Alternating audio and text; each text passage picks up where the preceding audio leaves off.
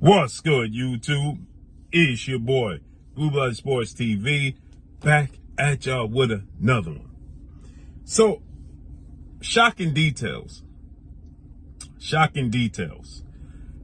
We know yesterday, or day before yesterday, we got confirmation that the pound-for-pound king, Terrence Bud Crawford, 4-division champion and reigning WBA junior middleweight world champion, superstar boxer Terrence Bud Crawford, has foregone his position to uphold and force the newly crowned unified WBC WBO junior middleweight world champion, the towering inferno, Mexican star boxer Sebastian Fundora, to have to fight him.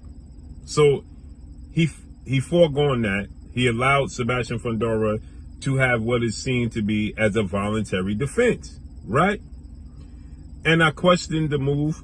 What's next for Terrence Crawford? Now, I did get word that Canelo Alvarez and His Excellency Prince Turki Al-Sheikh have had conversations and talks to stage a possible showdown with Terrence Crawford and Canelo Alvarez. So that makes sense, right?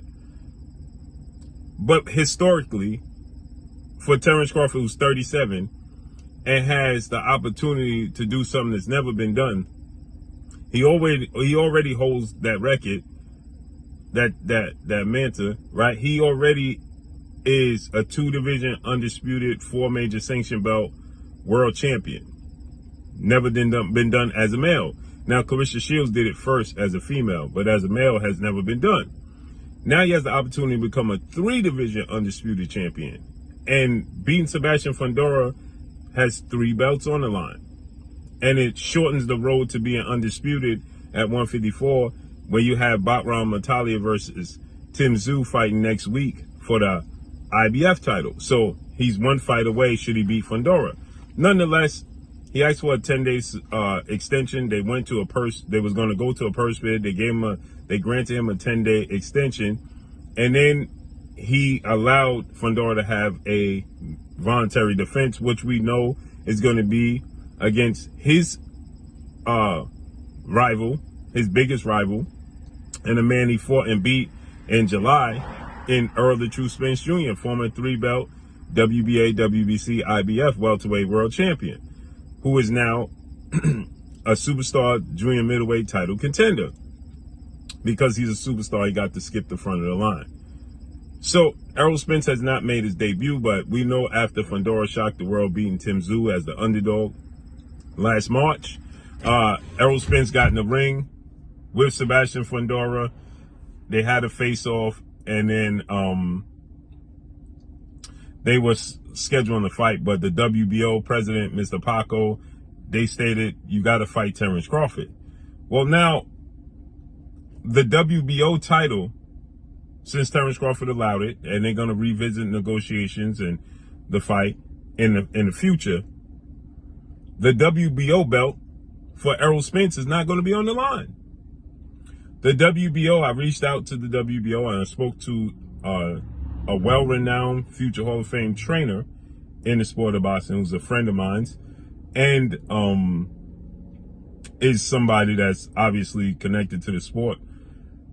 He had the same information. Somebody told him. Now, I was told that this was a possibility, so I reached out and did my due diligence, and I was told that they was going to give Sebastian Fundora an exception.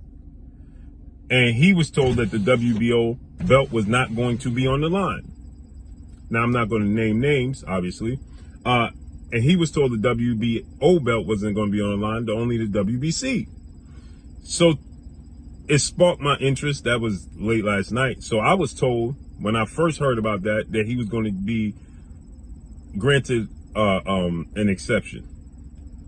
So I reached out again just to assure myself and the people, and they said they have not. Now they're saying, I spoke to a different spokesperson at the World Boxing Organization, and they're saying that they're not sure if they're going to allow the WBO title to be on the line Obviously, Errol Spence wants both belts to be on the line, right?